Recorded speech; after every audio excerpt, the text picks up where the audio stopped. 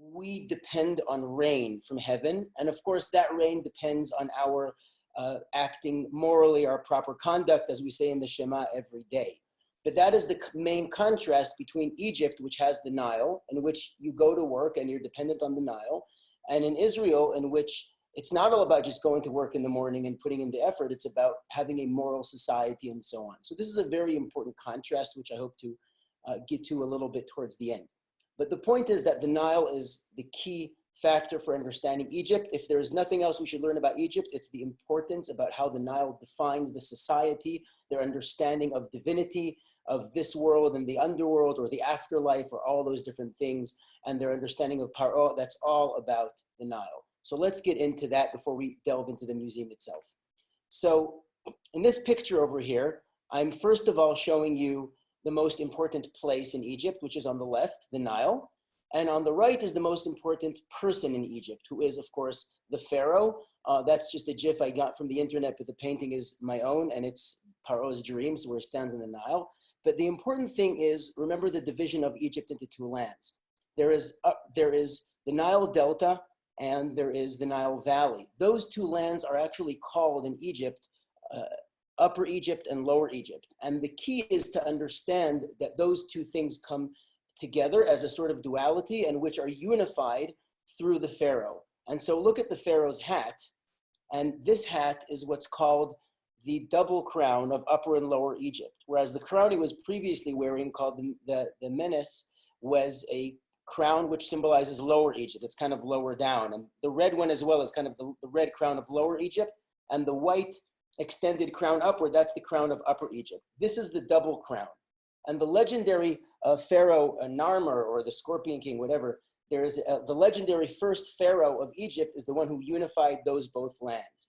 And the unification of Upper and Lower Egypt is not only the glory of the Pharaoh, that the Pharaoh is the ruler of both lands, it's also deeply tied into their mythology about the upper world and the world below, the world of the dead. And the legendary King Horus, who rises from the dead and rules both worlds, is intertwined with the Pharaoh. So this divinity and duality in both lands is very much a part of Egypt. And we need to understand that the Pharaoh is the one who's considered to be the ruler of all of this. Now I'm going to do a little nifty trick here for the Nile, just so we understand it.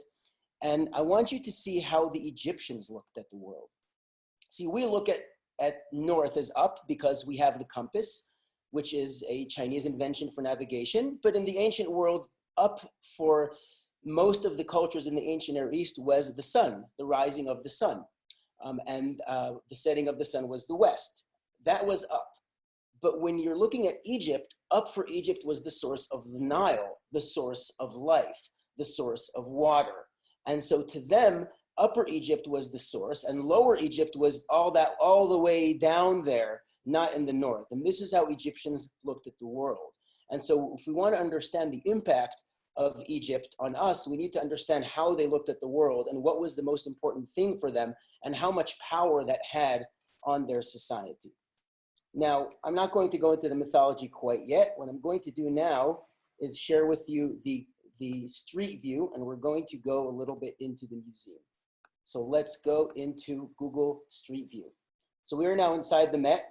I avoided the going outside and inside because it's hard to switch to get back inside. So from Street View to whatever. So here we are, we're in the main hall, which is beautifully empty, which is unfortunately what it looks like today, but you usually don't get to see it this clearly. And right here between these two benches is a massive statue of Pharaoh, which was brought in from Germany on a Monday when the museum used to be closed. Now it's currently there.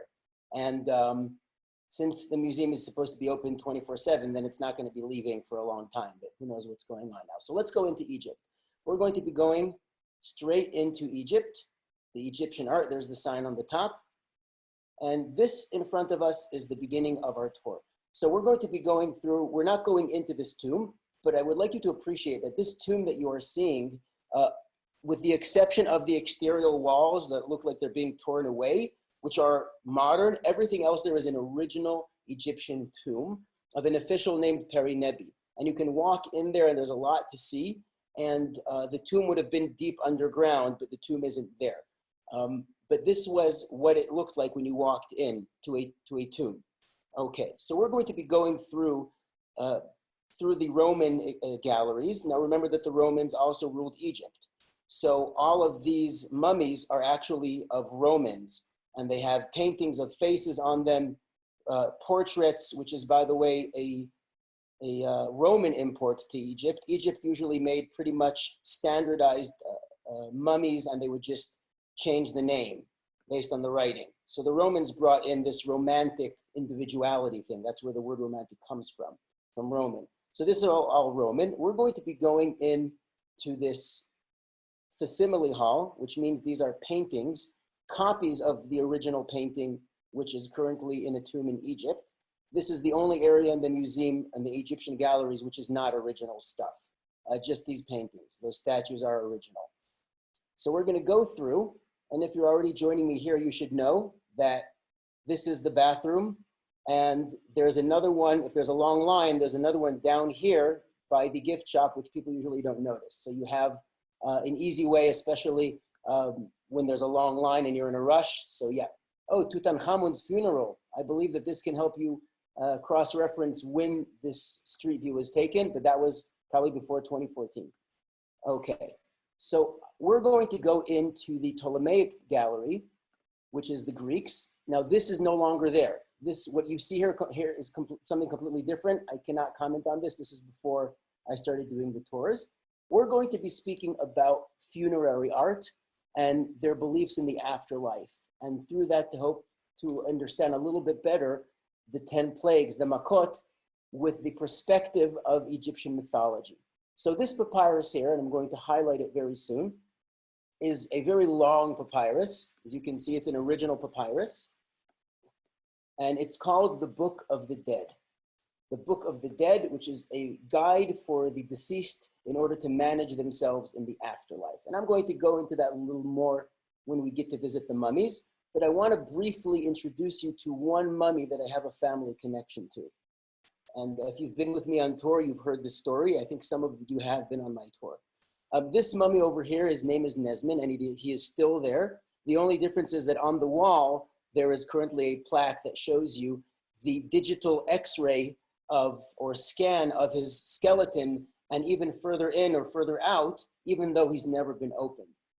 This is a modern technique using radiology. In other words, putting the mummy through a scanner, an MRI, in order to digitally remove layer by layer by layer, to be able to look into it and to see even the cause of death, bone structure, bone integrity, how well did he brush his teeth, anything you want to know about it without ever unwrapping it. And my family connection is that the team of radiologists from NYU who did this included my cousin, Dr. Hoffman, who used to live in the Upper East Side. So that's my family connection to this mummy. But we're going to move into the mummies, and I'm going to hope that we will be able to access that room. 1 second, let's not get lost. Where were we? Nope. 1 sec. Okay. On our way to the Temple of Dendur. Ah, awesome. Did not intend on going into this room. How did I get in here? Yeah, let's get out of here. Okay. Here's another Book of the Dead, another papyrus, but I would like to take you into this room. Now this is it. Let me see if I can back up a little bit. Okay, this is all mummies. Mummies from mostly the 26th dynasty, which is roughly the time of the First Temple period towards the end.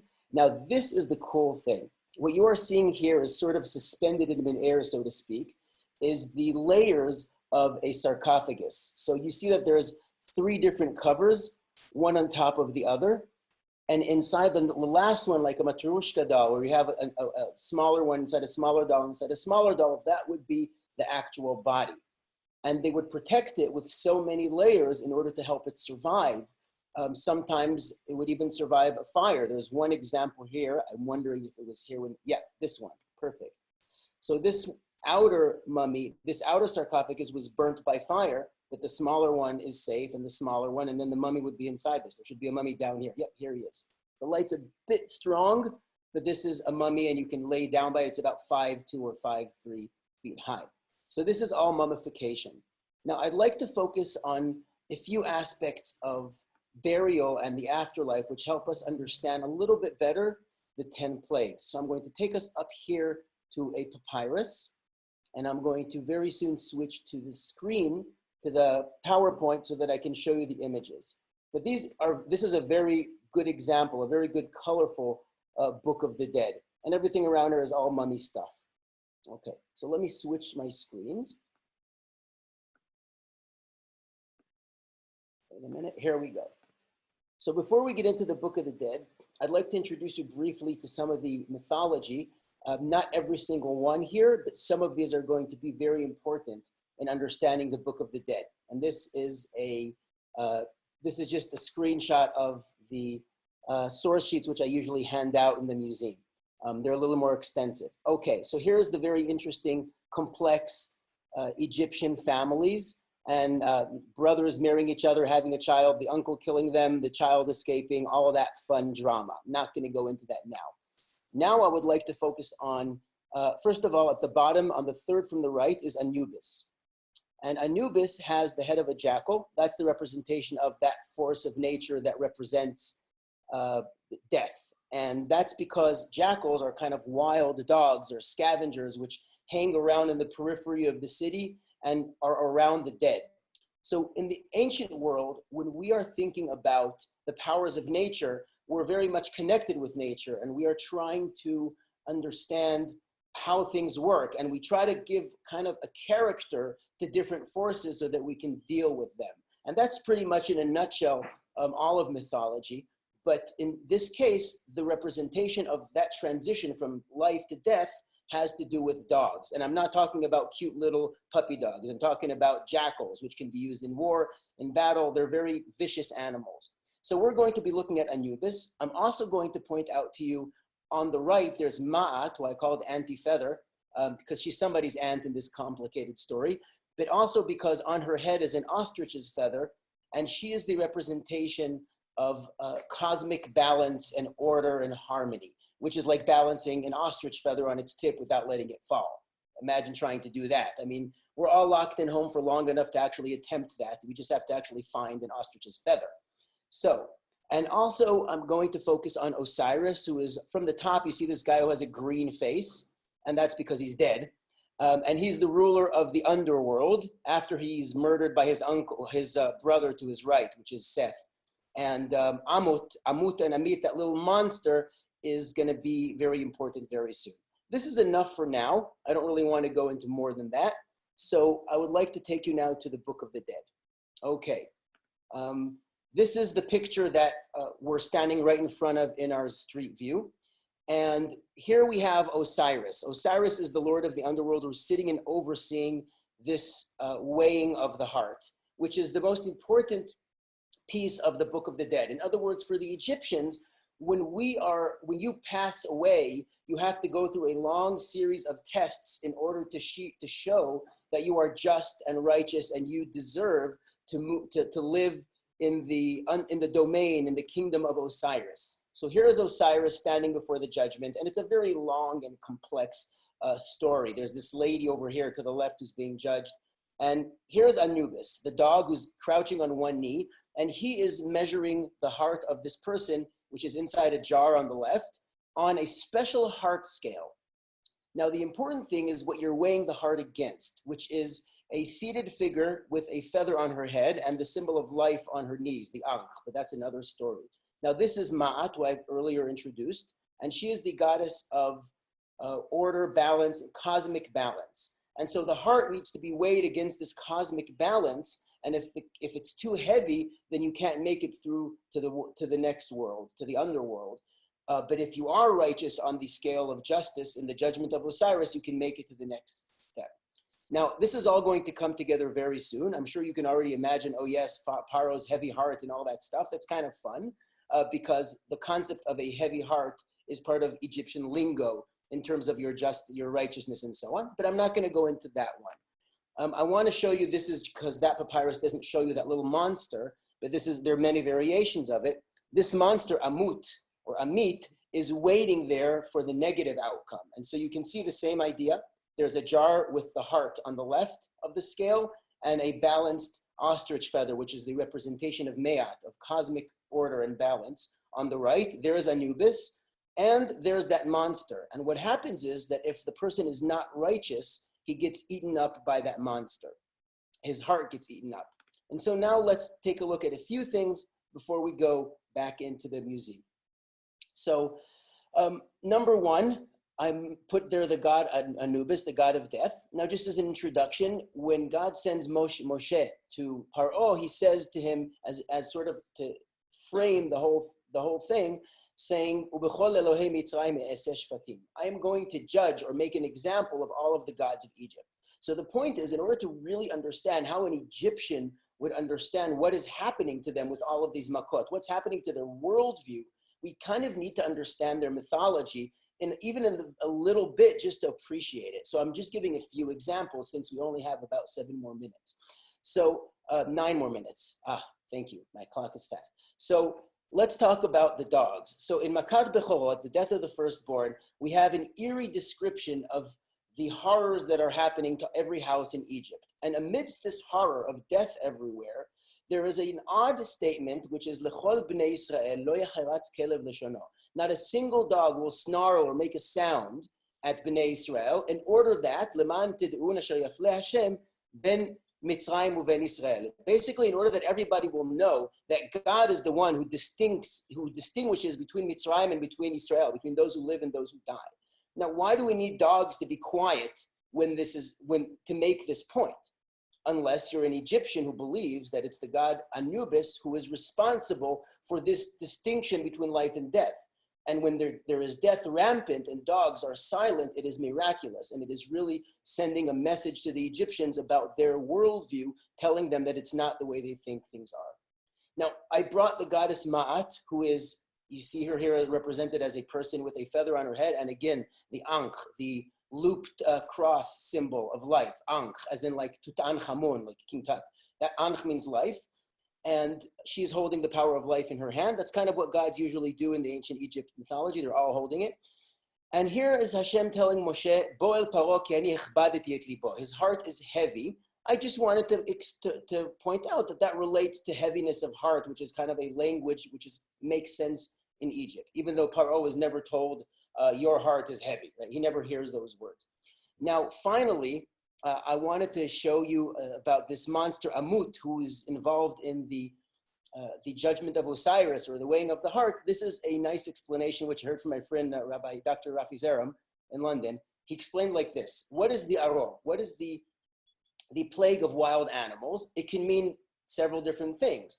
The word Arov, as Rashi points out, comes from Irvuvia, Erev, mixture. All kinds of snakes, serpents, and monsters or wild animals coming mixed up all together. Now you can read that in 2 ways. You can read that all kinds of animals coming together, or you can read a composite mixture of all these different animals. Now, which one is true, I don't know, but it's kind of cool, because if this is the Egyptian boogie monster, well, that one will be one scary plague. So there's our little image. Okay, now I'm going to take us now to our final point. I'm going to switch back to our tour. Here we go. Wow, okay. So let's get out of this place because it's too much death and I can't take it. Okay, and I'm going to briefly take you into the Temple of Dendur because I can't not do that, but we don't really have that much time to talk about it. Okay, Temple of Dendur. Yeah. This is the Temple of Dendur. You'll never get such a clear view of it. The Temple of Dendur was actually brought stone by stone and reconstructed in the United States. This was in the 1960s, 70s. It's a great story. I hope to take you to the museum and tell you the story sometime. I don't have the time to do it right now, but the point is that it's supposed to be on the River Nile as it was in Dendur, which is in really southern Egypt. And this was rescued from the flooding. It was flooded actually in the 1960s when Egypt built a dam, and all the water south of the dam coming from basically from the White and Blue Niles, in other words, from Central Africa, the waters all flooded, and so these monuments needed to be rescued. So that's the short story, and it was rescued by UNESCO. The United States was involved, and it was given as a gift to the United States. Can't do more than that now. Sorry, folks. But let's go back in. Oh, you'll notice it says the Sackler wind. I don't know how long that's going to stay. Okay, so I'm going to take you to one final point, which has to do with bread, chametz and matzah. On our way, I'm going to show you one cool thing. Let's see if I can get through here. How do you do this? It's a lot of fun. Look at that. There's some woven baskets. You can fit a baby into one of them, even though that's not what it was for. But there's a lot of people who stop by this basket and take pictures of it. It's a papyrus basket, which is tevat gome. That's exactly what they made baskets from. That one was just used for storing food. And now on our way, this is a staring contest, and nobody has ever beat this one. She never blinks. This is Queen Hatshepsut. This is all Hatshepsut, who was a very powerful pharaoh in Egypt. She was a queen who decided to call herself a pharaoh.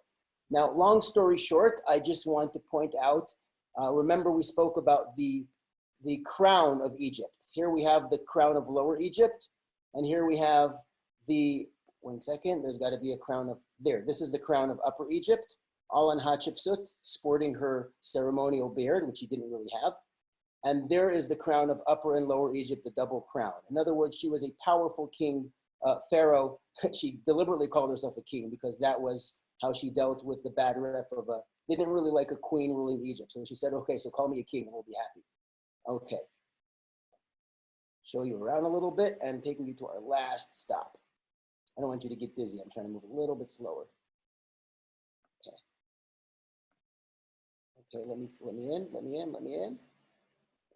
Okay.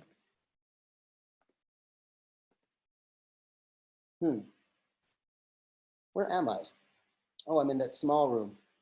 I got sucked into a small room. Let me out. Stuck in Egypt. You can check out anytime you want, but you can never leave. All right, there's another sarcophagus. So we have a comment from someone.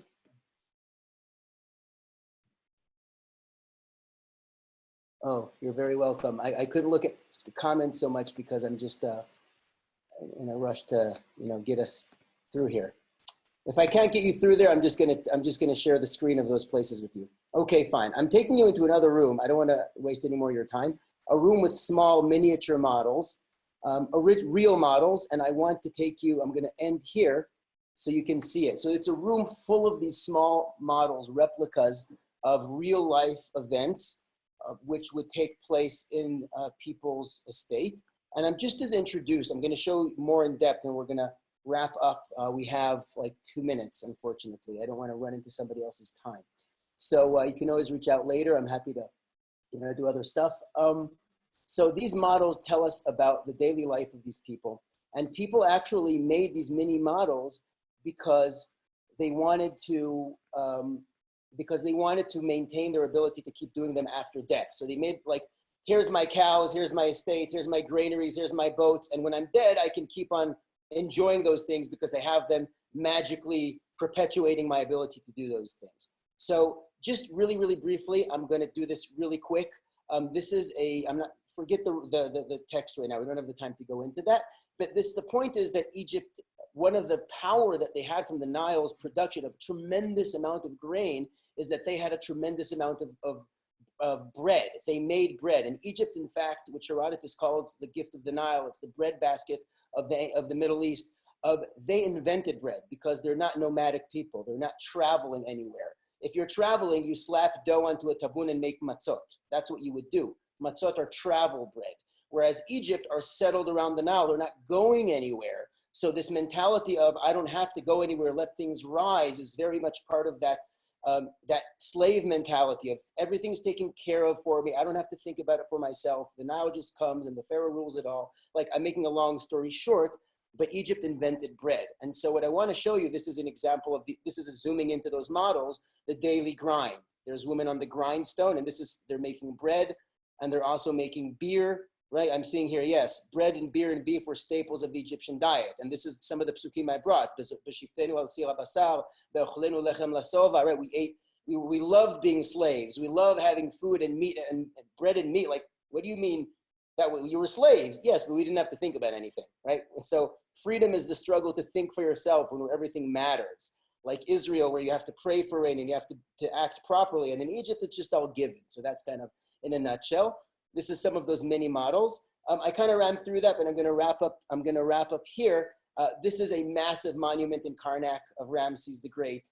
And it really shows you how Egypt's entire society meant to show you the grandeur of the Pharaoh who ruled the two lands of Egypt and ruled the Nile, and everyone was servants to him, and these massive monuments to glorify Paro, in contrast with God saying, I want the freedom of the individual, and I want to raise you up from your shackles. You will walk up high and proud and not be shackled to anything. And so this transition out of Egypt, when we understand the Nile, their mythology, their power of grain, and the way Paro controls everything, we can really appreciate how the concept of freedom was so novel in Egypt, in a land in which people were raised to be slaves to Paro and their mentality. Everybody, not just Am Yisrael. And so some things to think about. I hope you enjoyed. I really have to stop here so that other people can present. But thank you all very much. I really, really appreciate it.